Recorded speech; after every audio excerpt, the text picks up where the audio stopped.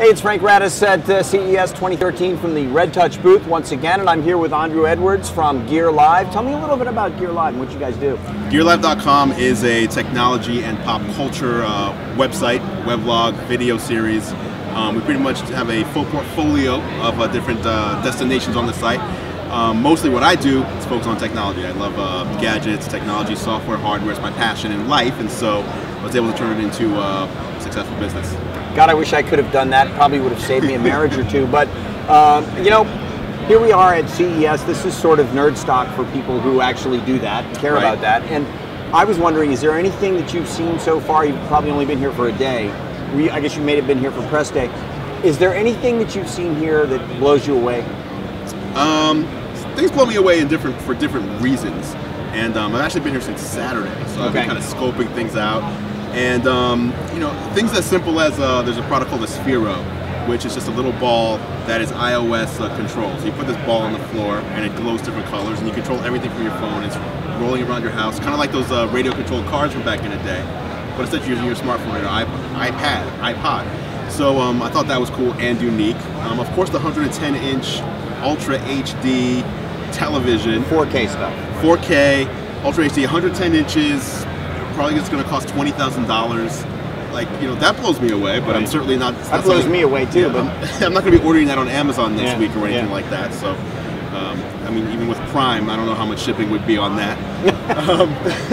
What about, you know, every year, it seems every year, there's always been a couple of things that this is what we're talking about. Right. I mean, obviously this year it's 4K. The other thing that everyone seems to be talking about are the phablets, phone-like tablets. Right. You know, what do you think about that as a trend? Is that going to happen, or is that, you know, you can't stick them in your pocket? What does that mean? I think what's happening there is basically the phone manufacturer is trying to force this revolution, if you will, on the consumer. But I don't know that many consumers want a phone that is inconvenient to carry. Like, why would someone want a phone that is hard to bring with you? A phone is supposed to be a mobile device as opposed to a portable device. So, you know, there's been some phones announced, like Huawei has a 6.1-inch phone, which is 0.9 inches away from a 7-inch Android tablet. Yeah. Why would you? Okay, you can't put a 7-inch Android tablet or even the mini iPod in your inside pocket. Right. I mean, it has a large screen, which is nice, and a bigger battery fits in there, so you get better battery life. But that's not something you're going to remember to grab and put in your pocket. It's more of a, you know, a luxury item, and I don't see why. I don't know. I don't like that. I don't like the trend. So, speaking of trends, do you see, other than the 4K trend and that phablet trend, do you see anything else around here that is it going to be the product I'm going to buy next year? They're definitely trying to refocus the Windows 8 thing right now. Windows 8 RT at least seemed to really be a flop for a lot of manufacturers other than Microsoft itself.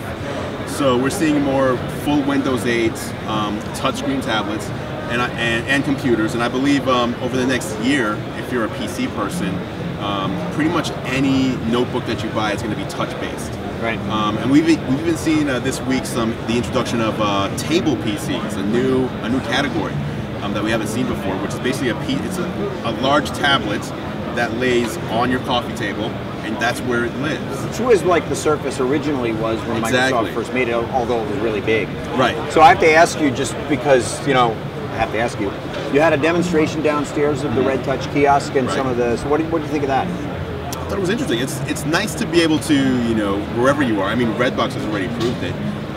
If there's a kiosk in a place where you already are going to go, like a grocery store or a gas station, and you want to watch a movie or be entertained by something, it's quick and easy. This takes it a step further by offering not just movies, but music. And it's not just a rental, so you're actually owning your content and books. So I can definitely see that kind of disrupting, especially in airports where people want something to read or want something to watch or listen to, and where it's usually a ripoff. Yeah. So I saw the prices down there; they look competitive with everything else out there. So they're not being, you know, you're not being gouged. So why wouldn't you use that? And the fact that you can have it automatically appear on your devices without having to wait for the USB if you don't want to is awesome, I think. Well, that's great. Andru Edwards from Gear Live. Yes. Frank Radice saying, see you next time from the Red Touch booth, CES 2013.